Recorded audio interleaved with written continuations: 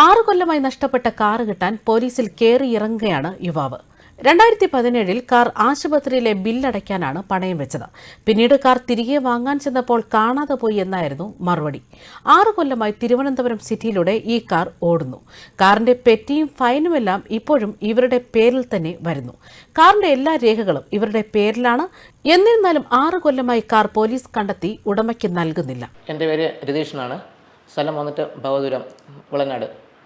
അപ്പോൾ ഞാനൊരു വണ്ടി ഉണ്ടായിരുന്ന വീട്ടിലെ ഒരു ഹൂണ്ട ആക്സിഡൻ്റ് കാറ്. അപ്പോൾ അനിയൻ്റെ കൊച്ചിന് സീരിയസ് ആയിട്ട് ഹോസ്പിറ്റലായപ്പോൾ ആ കാറ് നമ്മൾ ഒരാൾക്ക് പണയം ഇട്ടു. വിളങ്ങാട് വിഷ്ണു എന്ന് പറഞ്ഞ പുള്ളിക്കാരനാണ് പണയം ഇട്ടത്.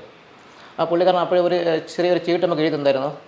എന്നാലും ഒരു 3 മാസം കഴിഞ്ഞ് നമ്മൾ ഈ 10,000 രൂപ ചെന്ന് വണ്ടി എടുക്കുന്നത് വണ്ടിയില്ല, വണ്ടിയിൽ മറിച്ച് കൊടുത്തു എന്ന് പറഞ്ഞു. അങ്ങനെ നമ്മൾ കേസ് കൊടുത്ത് പോലീസ് പറയുന്നത് ആ പുള്ളിക്കാരൻ്റെ പേരിൽ വണ്ടി തിരിച്ച് എഴുതി കൊടുക്കുക, ഇതൊക്കെ ഭീഷണിപ്പെടുത്തിയാണ് പറയുന്നത് പോലീസെല്ലാം.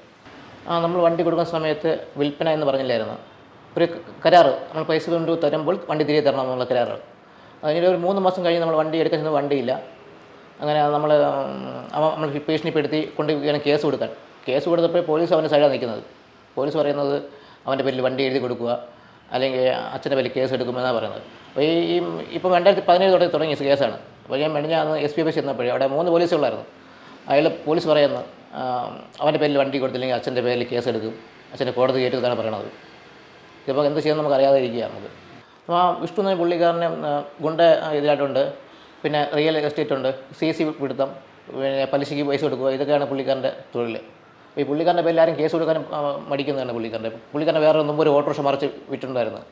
പിന്നെ എൻ്റെ കൂടെ ഒരു ബൈക്കിന് മറിച്ച് വിറ്റു. ആ പുള്ളിക്കാരൻ പലത് എൻ്റെ കൂടെ വന്നിരുന്നു. പിന്നെ പുള്ളിക്കാരൻ വണ്ടി തിരിച്ചിട്ട് ഇപ്പോൾ പുള്ളിക്കാരൻ അതിൽ നിന്ന് ഒഴിയുകയും ചെയ്തു. പിന്നെ രാഷ്ട്രീയം അവർ കോൺഗ്രസ്സിലുള്ള ഒരു ആളാണ് പുള്ളിക്കാരൻ. ആ കോൺഗ്രസ്സിലുള്ള ആളെ കൊണ്ടാണ് സ്റ്റേഷനിൽ വരുന്നത്. ഒരു 4 പേര് എങ്ങനെ കൂടെ കാണും.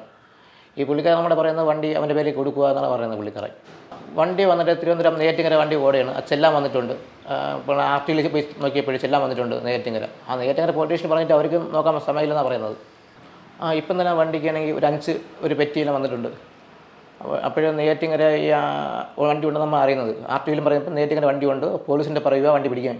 പോലീസ് പറയുന്നത് ട്രാഫിക്ക് പിടിക്കുമെന്ന്, ട്രാഫിക്ക് പറയുന്ന ബൈക്കിൽ പിടിക്കുമെന്ന്. അപ്പോൾ ഇവർ 3 പേരായിട്ട് ചർച്ച ചെയ്തിരിക്കുകയാണ് ആര് പിടിക്കുമെന്നുള്ളത്. അപ്പോൾ ഇതായിട്ട് വണ്ടി പിടിച്ചില്ലേ, ഇപ്പം 5 വർഷമായി വണ്ടിയായിട്ട്. ഇപ്പോൾ ഒരു 5 പെറ്റിയായി.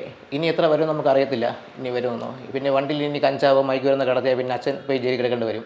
ഈ 65 വയസ്സായ അച്ഛൻ പോയി ജയിലിൽ കിടക്കേണ്ടി വരും, പിന്നെ കോടതി കിടക്കേണ്ടി വരും. ഇപ്പം ഞാൻ റൂറൽ SP അവിടെ പോയി ചെന്നപ്പോൾ ഒരു പോലീസ് പറയുന്നത് ആ കാറും കൊണ്ട് ഒരാളെ വെട്ടിക്കൊന്ന അച്ഛൻ ജയിലിൽ പോകേണ്ടി വരും, വണ്ടി കസ്റ്റഡിയിൽ എടുക്കും, ആരെ പേരിൽ വണ്ടി അവരെ കസ്റ്റഡിയിൽ കൊണ്ടുപോകും. വെട്ടിയ ആളും കാണത്തില്ല, ആരും കണ്ടില്ല, അച്ഛനെ കാണത്തുള്ളൂ ഈ വണ്ടിയുടെ ഓണർഷിപ്പ്. അച്ഛനൊന്ന് പോലീസ് കൊണ്ടുപോകുന്നതാണ് പറയുന്നത്. പിന്നെ ഈ 65 വയസ്സ് അച്ഛൻ പോയി ജയിലിൽ കിടക്കേണ്ടി വരും. പിന്നെ ഇതിൻ്റെ പേരിൽ നമ്മൾ ടെൻഷൻ അടിച്ച് നമ്മൾ ഇരിക്കുക, വീട്ടിൽ അമ്മയും അച്ഛനും നമ്മളെല്ലാവരും ടെൻഷനിലായിരിക്കുക. വണ്ടി കിട്ടിയിട്ടുമില്ല, ഇത് എവിടെയാണ് വണ്ടി അറിയത്തുമില്ല, നമുക്ക് നിൽക്കുകയാണ്. കർമ്മ ന്യൂസ് പ്രേക്ഷകർ ഈ ചെറുപ്പക്കാരൻ്റെ ഈ പരാതി കേട്ടല്ലോ, അയാളുടെ വിഷമം കേട്ടല്ലോ. ശരിക്കും നമ്മുടെ സമൂഹത്തിൽ പണം, സ്വാധീനം ഇതൊക്കെ ഉണ്ടെങ്കിൽ മാത്രമേ ആർക്കും എന്തും പറഞ്ഞ് കാര്യങ്ങൾ നേടിയെടുക്കാൻ സാധിക്കൂ എന്നൊരു അവസ്ഥയിലേക്ക് കാര്യങ്ങൾ എത്തിപ്പറ്റുകയാണ്. ഗുണ്ടായിസം കൊണ്ട് നമ്മുടെ നാട്ടിലെ നല്ലവരായ ആൾക്കാരെ പറ്റിക്കുക, അവരെ കയ്യിലിരിക്കുന്ന സാധനങ്ങൾ സ്വന്തമാക്കുക, അങ്ങനെയുള്ള ഒരുപാട് ആക്ടിവിറ്റീസാണ് നമ്മുടെ സമൂഹത്തിൽ നടക്കുന്നത്. ഇപ്പോൾ ഇദ്ദേഹം പറഞ്ഞ ഈ വ്യക്തിയെക്കുറിച്ചാണെങ്കിൽ ആ വ്യക്തി ഒരുപാട് പേരിൽ നിന്ന് ഇതുപോലെ വാഹനം ഈട് വാങ്ങാറുണ്ട്, പണം കൊടുക്കാറുണ്ട്, ചെറിയ തുകയ്ക്ക് വാഹനങ്ങൾ കൈപ്പറ്റാറുണ്ട്, ആ വാഹനങ്ങൾ മറിച്ചു വിൽക്കാറുണ്ട്, അങ്ങനെ അയാൾ കാശുണ്ടാക്കുന്നുണ്ട്. ഇതെല്ലാം ശരിയാണ് എന്നുണ്ടെങ്കിൽ ഇത്തരം കുറ്റകൃത്യങ്ങൾക്ക് കൂട്ടുനിൽക്കുന്ന പോലീസാണ് ഇതിനെല്ലാം ഉത്തരം പറയേണ്ടത്. ശരിക്കും ഇതിൻ്റെ യഥാർത്ഥ കാരണം കണ്ടുപിടിച്ച് വിഷ്ണുവിനെ പോലെയുള്ള, ഇദ്ദേഹം പറയുന്ന ആ വ്യക്തിയെ പോലെയുള്ള ആൾക്കാർക്ക് ശിക്ഷ വാങ്ങിച്ചു കൊടുക്കേണ്ട പോലീസ് പോലും അവരുടെ കയ്യിൽ നിന്ന് പലതും പറ്റി അവരെ സപ്പോർട്ട് ചെയ്ത് നിൽക്കുകയാണ് എന്ന് വേണം മനസ്സിലാക്കാൻ. എന്തായാലും ഈ ചെറുപ്പക്കാരന് വേഗം നീതി ലഭിക്കട്ടെ.